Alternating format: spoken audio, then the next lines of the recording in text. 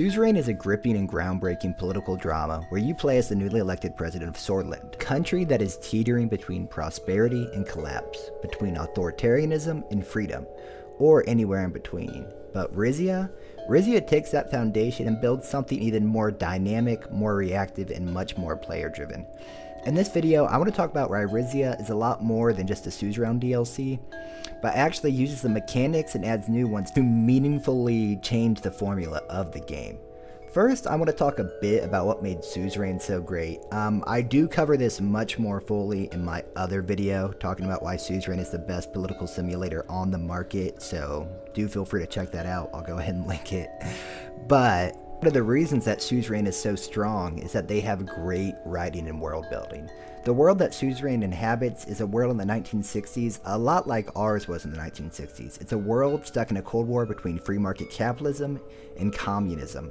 And then there's also a third block made up of monarchies among the world. The world is similar to ours, but the whole landmass and history is different. And as I mentioned, the writing is great, where characters feel real and react to what you're saying and how you act. It's also one of the rare political games where being a politician feels real. There's backroom deals, there's corruption.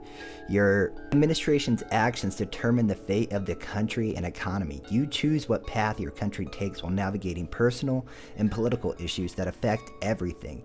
You don't click a button and things just get done. This isn't a power fantasy. You actually have to go through the democratic and institutional process that's required when you're a politician. There's also multiple routes to success. You don't need to follow a guide to succeed or fail. You can be a free market capitalist and bring prosperity, or enact socialist policies and bring equality to your people, or become a fascist, blood and soil dictator and, harass minority groups. Well, you can do a bit more than harass. It's all possible and all interchangeable and mixable. You can be a capitalist dictator. You can be a capitalist president.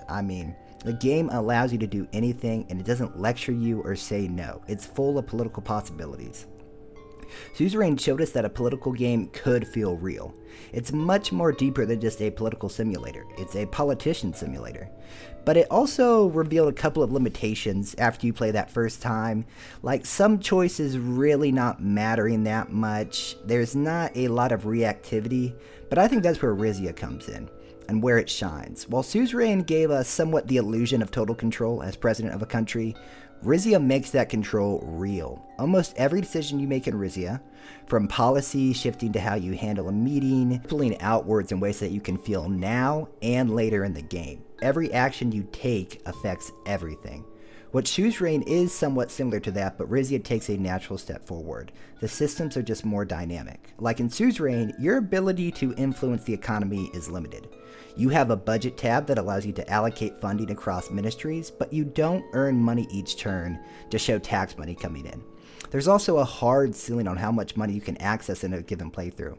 Spend too much money too quickly and you can cripple your economy.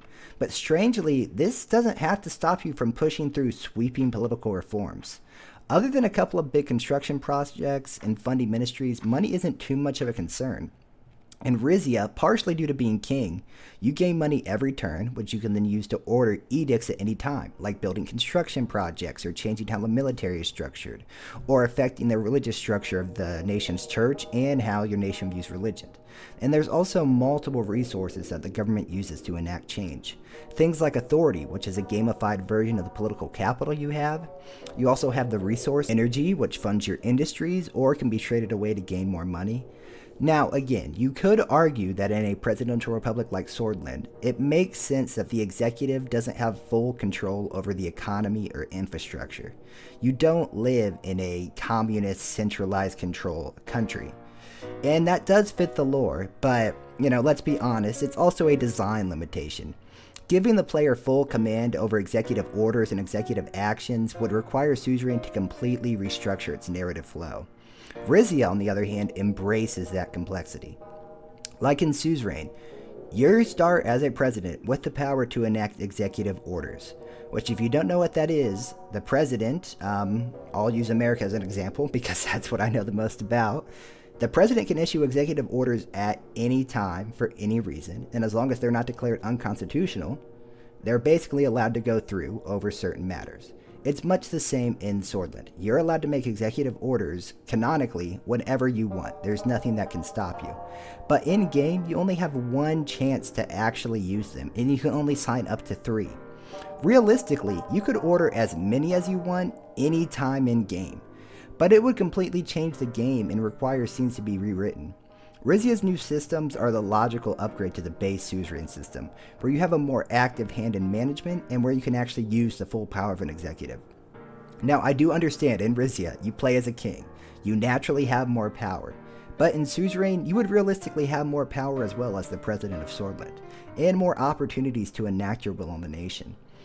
In Rizia, you're also in full control of the military, like training units and managing supplies for your troops. In Suzerain, you just talk to generals and the Minister of Defense. You aren't able to take an active role in military matters or the war you can preside over. In Rizia, there's a whole mini game for the war, so the war can be won with your actions, not just telling your generals a plan and then checking if you meet the criteria to win. And again, in a presidential republic, you would still have more access over how the military is run. And again, they do allow you to take actions, so on paper the military changes, in your little tab where you can see how your country's doing. If you choose to upgrade the Air Force, it affects that. But in Rizia, you have an actual active hand over how many troops you have, over how many units. There's also romance in Rizia, which, again, I guess you could do in the old system, but it was a big ask that people wanted after reading Suzerain. So I'm glad that they finally decided to add romance. I think they're going to continue to add romance. So I understand that both the base game and DLC have different tones and different government types, but Rizia shows that Torpor Games is adding more complexity and evolving their formulas to make better games. I think Suzerain deserves its praise. It is still one of the best political games of all time. It paved the way for more grounded, serious takes on political role-playing. I wouldn't be surprised if in a couple of years we start seeing some Suzerain knockoffs.